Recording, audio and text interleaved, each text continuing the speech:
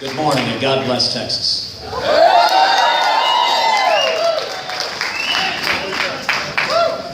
You know, there's an ancient Chinese curse. May you live in interesting times. These are nothing if not interesting times. I'm here this morning with a lot of friends, and I recognize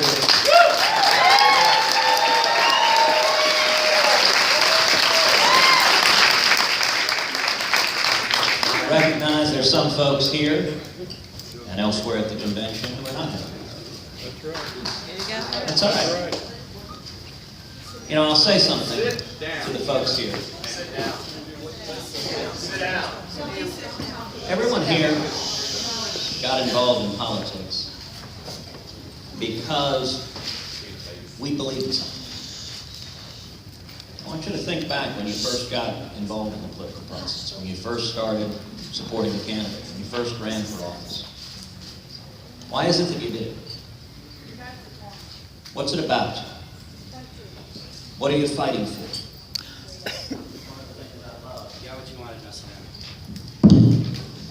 One of the things I love, thank you, sir, God bless you. One of the things I love about this Texas delegation is these are women and men of principle.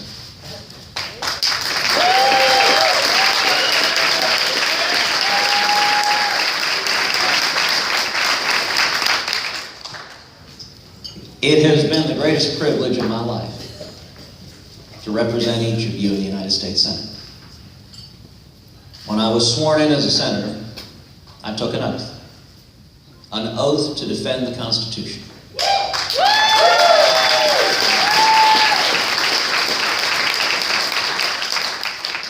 That's an obligation I take very seriously. That is an oath I intend to honor every single day.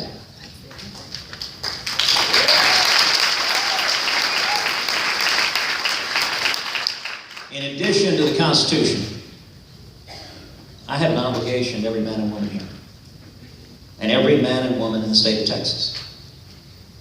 I work for you.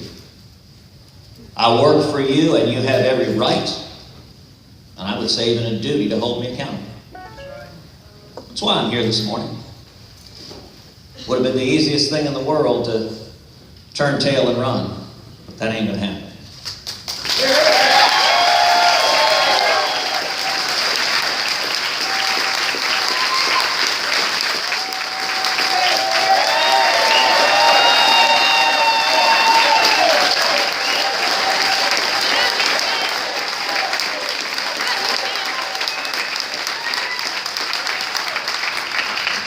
Now, I suspect most, if not all of y'all, understand that these folks holding cameras are not our friends. They're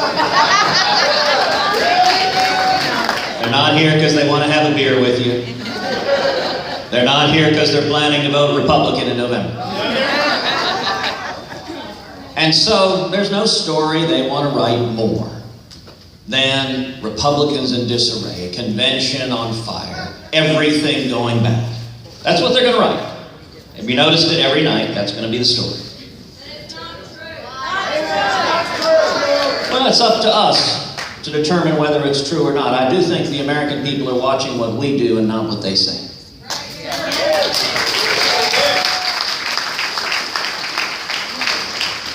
You know, I can tell you last night,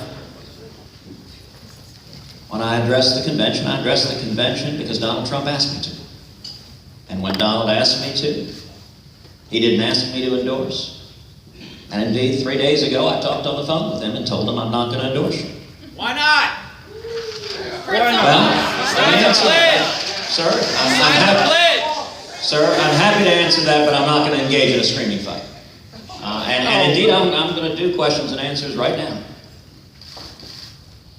What I wanted to do last night was lay out the principles I believe we should stand for as Republicans. Wait a minute, we've been hearing that for a year. We know those principles. In that speech last night, I did not say a single negative word about Donald Trump.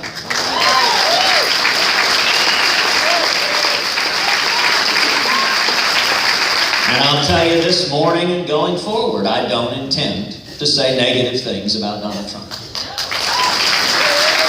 Not publicly anyway. The media would love me to. I promise you every question when I step off this stage is going to be, please say something horrible about Donald Trump. Come on, it makes good news. What I did say is what all of us should believe and why all of us, I think, got into politics in the first place. I started the speech by congratulating Donald on winning the nomination. By name.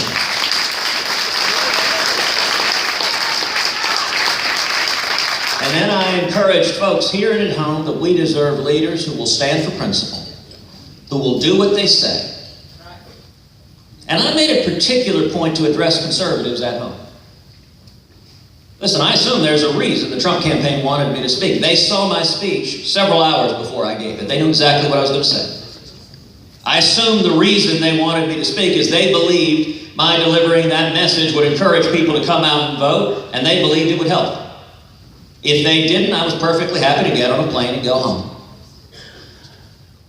But in that speech last night, I asked conservatives at home, I asked Americans at home, do not stay home in November. That's right.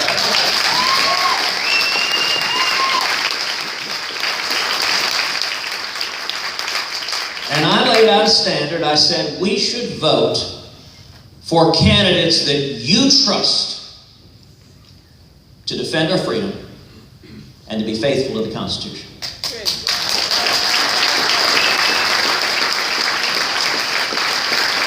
Now, I'm going to tell you right now, that's a standard I expect to be applied to me. I expect to be applied to every candidate on the ballot, from president down to dog catcher.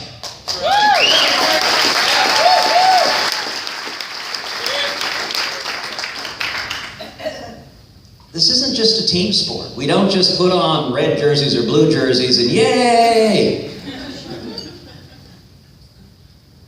This is about principles and ideals. This is about standing for what we believe in.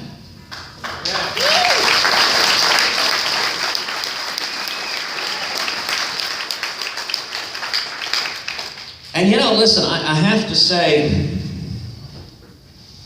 it was somewhat dismaying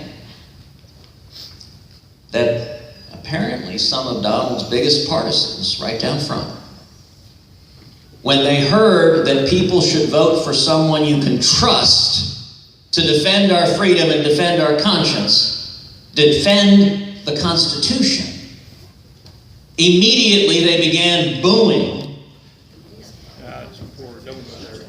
I've got to say that's a little bit troubling what they're saying.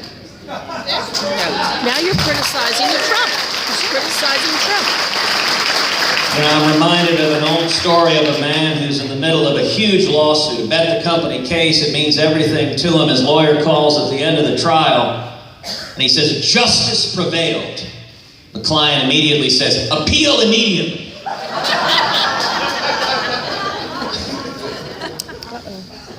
Listen, I actually thought later last night, Newt had it exactly right.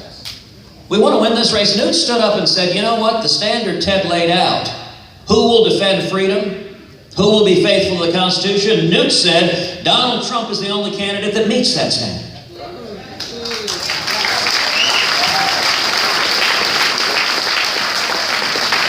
I'll tell you this, if we want to win this election, that's the only way we're winning this election.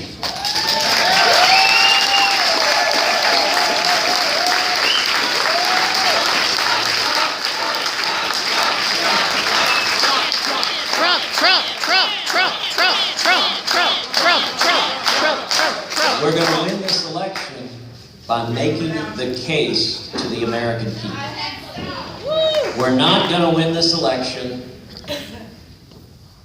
by yelling and screaming and attacking people. That's exactly what you do.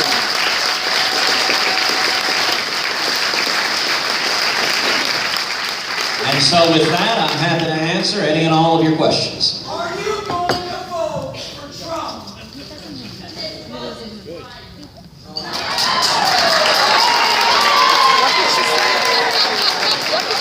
Well, thank you, sir, for your question. And I will answer it the same way I have answered it many, many times when our friends in the press have asked it, which is that I am doing what millions of Americans are doing. I'm watching. I'm listening. And as I told you last night, the standard that I intend to apply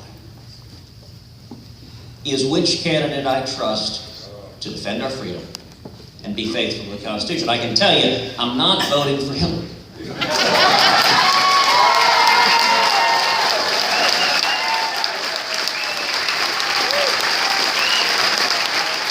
Hillary fails that test profoundly, and I will note a significant part of my speech last night was laying out the incredible damage of Hillary Clinton's vision. Yes, Ted, that's yes. But you know, some of y'all may recall when I ran for Senate. A lot of people here worked very hard in that race.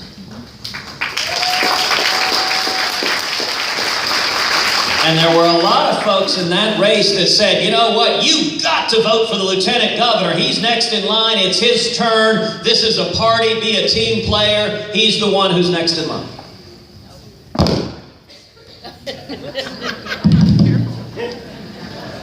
And an awful lot of Texans took a different view. And we won the right one. I've laid out the standard I'm looking for, and I am hopeful. I'm going to be listening tonight. I'm going to be listening to Donald's speech. I'm going to be listening to how he and the campaign conduct themselves every day from now to November. And that's what I believe the American people are going to be doing also. And the way to win, as I tried with all my might to lay out last night, is not to just scream and yell and attack as a traitor anyone that would dare question our candidate.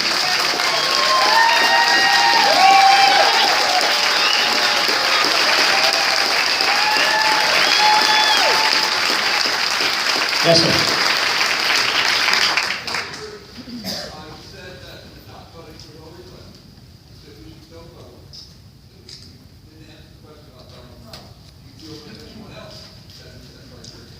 So I answered it with as much as I'm going to say, which is that I am watching and listening. You should too. To make that decision. And when I talked about holding people accountable, I think that applies to all of us. That's right. That's what I'm doing. I am watching and listening. The election isn't today. And I am listening to the candidate. Now, what I don't intend to do is go out and throw rocks at Donald. I don't intend to criticize him. That's what you're doing. I intend, like a voter, like all of us, just to listen and make the best judgment I can. And every one of us, I think, has to follow our conscience. When friends of mine, when supporters of mine are asking what to do, the answer I give to everyone is follow your conscience. Do what you believe is right. Do what you believe defends your children and defends this country.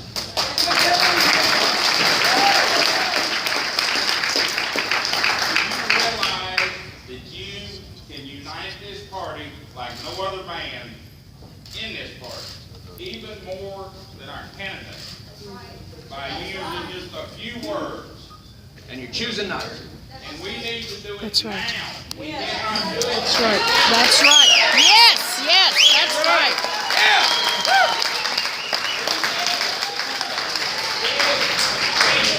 Unite. And we need to stand with you. And we need to stand with us. Yes. So, sir, I appreciate the comments. And I will have to confess, what you said would be easy to do. It'd be the How right many thing to people do. here are frustrated with politicians who just say anything? I'm going to answer your question. Listen, there are a lot of Pride. options that I could have taken that politically would have been a heck of a lot easier. There's option number one, which a whole bunch of people took, which is turn tail and run and don't come to the convention. There are a bunch of people that did that. Boo. I ain't one of them. There he is criticizing other people. There's another option. Let me tell you, the politically easy option is to stand up and pledge your allegiance to whoever the party nominee might be, no matter what. If you're an elected official, that's the right political outcome. And I'm going to tell you something, sir. I'm not going to lie to you. Whether you want me to or not, I'm not going to lie to you. And what I said last night is what I believe. So yes.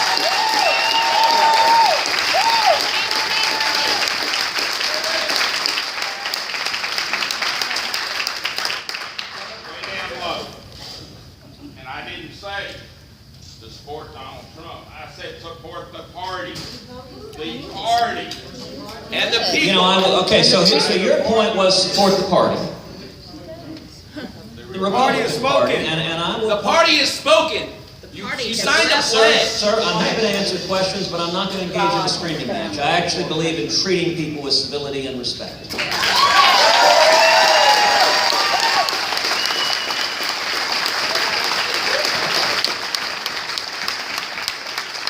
When it comes to supporting the party, number one, the 4 years I've been in office, there were an awful lot of elected officials in this room, across the party, and across the country, that I've traveled the country, I've traveled the state of Texas campaigning for, raising money for, fighting to help elect Republicans. So let me be very clear. This isn't a social club. It's not simply Reagan gave a powerful speech 40 years ago where he said the Republican Party is not a fraternal order. It's not just my club. We either stand for shared principles or we're not worth anything. That's right.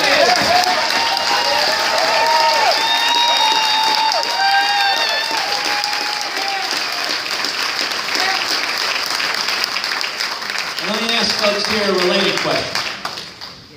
How many of y'all would like to see more leaders stand up to John Boehner and Mitch McConnell? Changing the subject. Deploy. Changing the subject. I want to point out to folks here, you're seeing, and you saw last night, why so few elected leaders do. It's true. Because anytime you stand up to John Boehner and Mitch McConnell, leadership screams, support the team. You're a Republican. We're our leadership. Sit down, shut up, just support the team. And damn it, if that's the price, I ain't going to do it. I'm going to honor the commitments I made to the voters this time.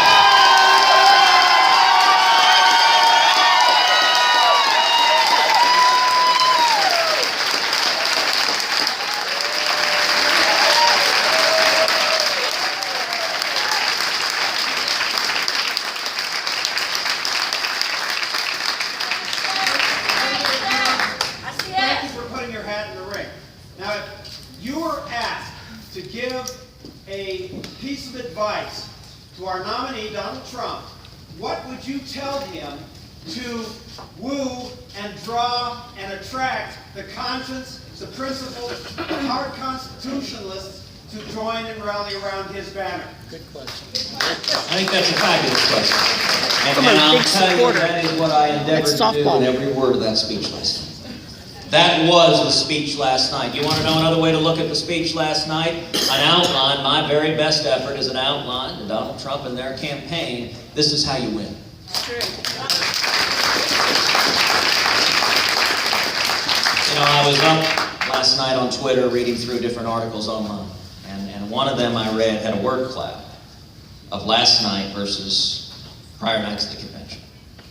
If you look at the speech I gave, the word cloud, the dominant word that's about 50 times bigger than any other word is the word freedom.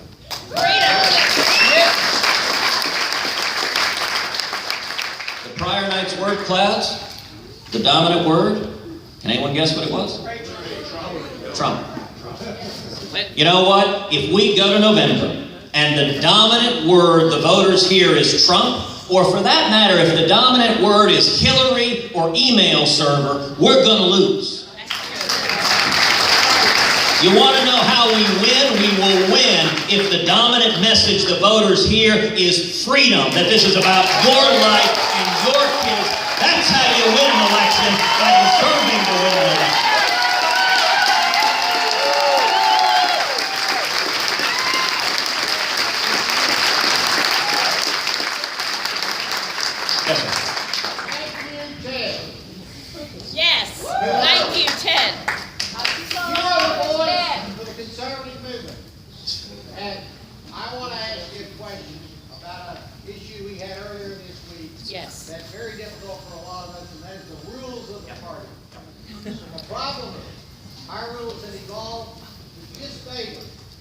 peaceful, conservative candidate.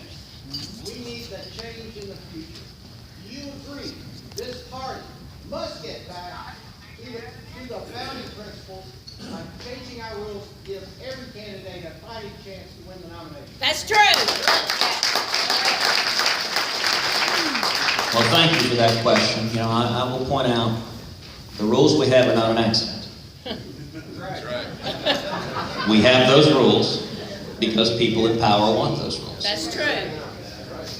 And unsurprisingly, when people in power write rules, they are designed to protect and perpetuate That's true. those in power. Now, on the rules fights that happened on the Rules Committee, I very consciously stayed out there. In fact, I wasn't in Cleveland. I was out of town. I didn't even arrive until that fight was over. I understand a lot of delegates fought passionately from the grassroots. My one comment that I made when I was asked about the rules, I said, you know, it seems to me that Republicans ought to be picking the Republican nominee.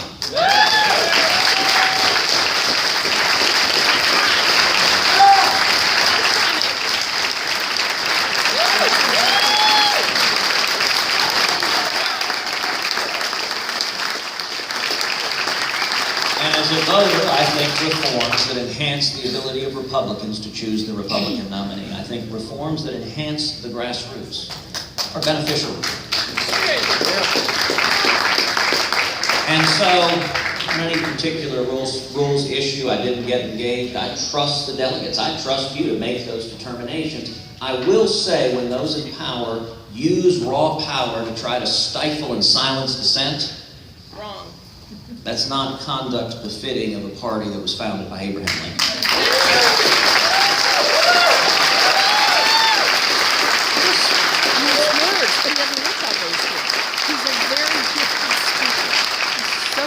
We need two more questions. Thank you, Senator Cruz, for standing with Israel. Has nothing to do with anything. Sit him down. 2/3 of us in Texas and 2/3 of the people in this room are your delegates and alternates, and we love you. And we are so upset that the Trump people booed you when we are cheering for Trump at this point at this convention. So I want to apologize for what they did to you. Some of the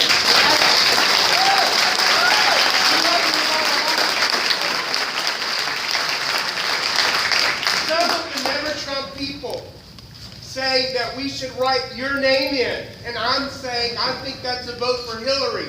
What is your opinion on that? Because we will take direction from you. No, I won't. Well, thank you. Thank you for the question. No. Thank you for the encouragement. And let me say to you, thank you for standing for Israel as well.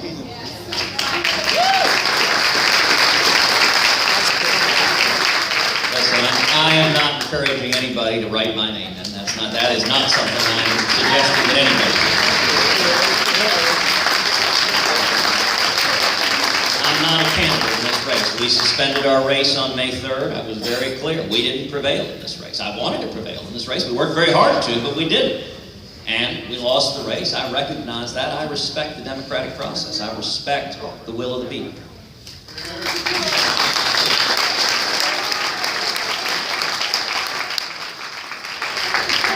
Yes. Hi, good morning. My name is Geraldine Sam. I've supported you, and we are a family. We're a family that we can agree to disagree, and that's okay.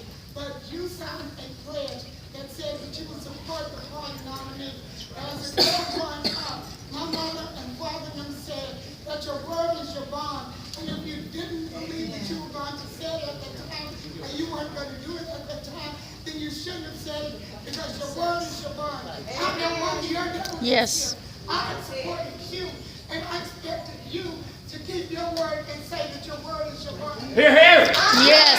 Yes. Yes. Yes.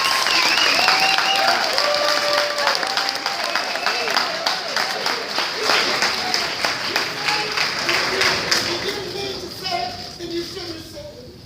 Here, here. Yes. Yes. Well, thank you, man, and thank you for speaking and speaking from your heart. I will tell you, when I stood on that debate stage, and they asked every candidate there, Sit down. if you don't win, will you support the nominee? I raised my hand, and I raised my hand enthusiastically. with full intention of doing exactly that. And I'll tell you the day that pledge was abrogated. The day that was abrogated was the day this became personal. And as I said at the time, and I'm not going to get into criticizing or attacking Donald Trump, but I'll just give you this response. I am not in the habit of supporting people who attack my wife and attack my father. Don't make it personal!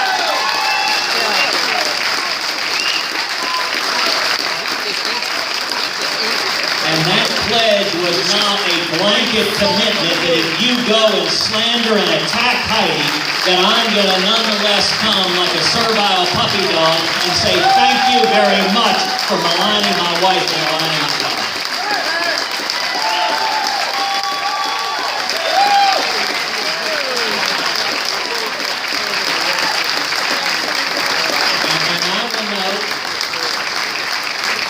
I will note, sir, you're making crying signs in the back. I will note, sir, that you might have a similar view if someone were attacking your wife. That's true. In fact, I hope you would. I hope you would. Get over it. This is politics. We got to No, this is not politics. I will tell the truth. I will not malign. I will not insult. I will not attack. I will tell the truth. This is not a game. It is not politics. Right and wrong matters. We have not abandoned who we are in this country. No, sir, I do not believe that is correct.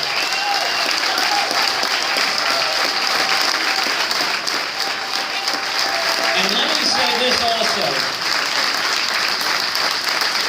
If anyone here thinks that I was eager to come to this convention and vote for Hillary. Thank you, sir.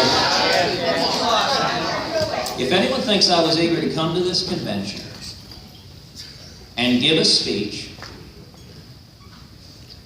laying out, supporting a great many of the policy positions laid out by Donald Trump, laying out why Hillary Clinton is utterly unfit to be president, despite the fact that neither he nor his campaign has ever taken back a word they said about my family, I promise you I was not eager to do that.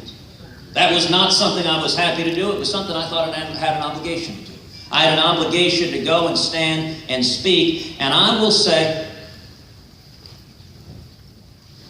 what does it say when you stand up and say, vote your conscience? And rabid supporters of our nominee begin screaming, what a horrible thing to say. That's true. Really? No, come on. So this is the wordsmith talking. If we can't make the case to the American people that voting for our party's nominee is consistent with voting your conscience, is consistent with defending freedom and being faithful to the Constitution, then we are not going to win and we don't deserve to win. That's how you win elections.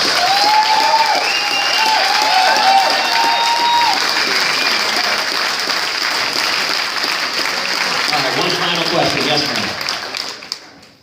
I am from the Rio Grande Valley. I met you at the Church of the King while you were running for senator and my husband was running for Congress. And I asked you, are you a man of your word? You said, yes, ma'am, I am. And I asked you, if you don't keep your word, can I address you whenever? Absolutely. And you said that I could. I know that many things were said during the campaign, ugly things, terrible things that should have never taken place. I believe what you just said, that you defend your family, the integrity of your wife, of your marriage, of your father. And I voted for you. I love you dearly, and I have great respect for you. However, Thank you. I have to say that it is not about Donald Trump. It is not about Ted Cruz or Heidi Cruz or Rafael Cruz. It is about the United States. Yes, yes, yes, yes,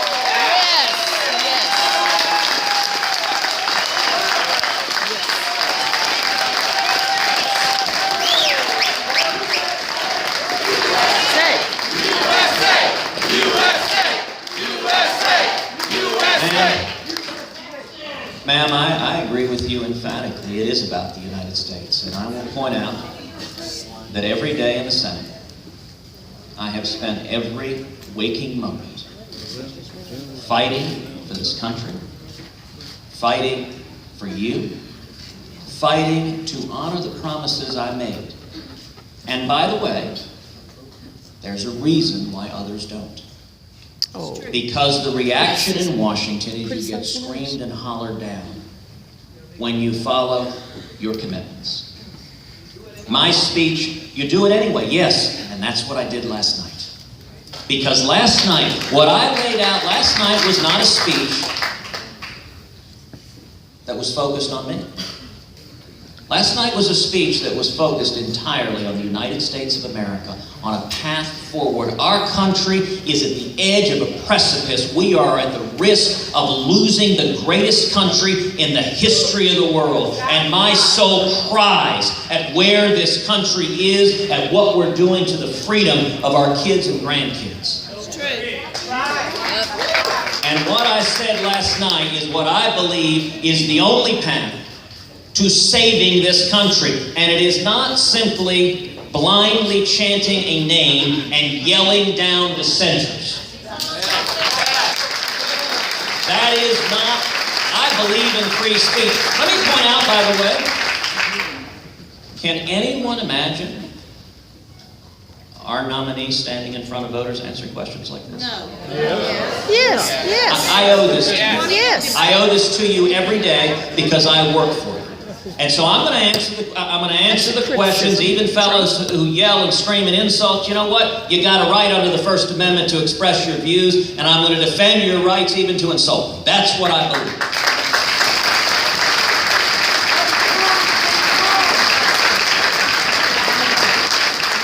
But when you say it's about the United States of America, I can tell you this. If we don't defend freedom and the Constitution, and if we don't make the case to the American people that our candidate can be trusted to defend freedom and the Constitution, we will lose and we will deserve to lose. My speech last night was entirely about this country and how we save this country, and I am going to continue to tell you the truth each and every day, whether or not it is politically helpful or convenient. I wasn't elected to do the convenient thing. I was elected to stand up and do what's right, and that's what I will do. Thank you, and God bless you.